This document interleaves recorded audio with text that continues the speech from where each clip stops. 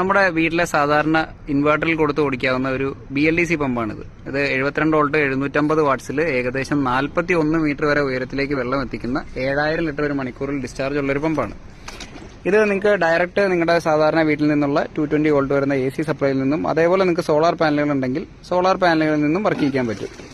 ഇതിന്റെ ഒരു പ്രത്യേകത എന്ന് പറഞ്ഞാൽ ഇതൊരു സോഫ്റ്റ് സ്റ്റാർട്ട് സിസ്റ്റമാണ്. അതായത് നമ്മുടെ സാധാരണ മോട്ടോർ ഓൺ ആകുമ്പോൾ എടുക്കുന്ന അധിക കറണ്ടോ മറ്റു കാര്യങ്ങളൊന്നും ഇതിനില്ല. നിങ്ങൾ കാണുന്നത് പോലെ പതിയെ ഡ്രൈവ് ആവുകയാണ് ചെയ്യുന്നത്.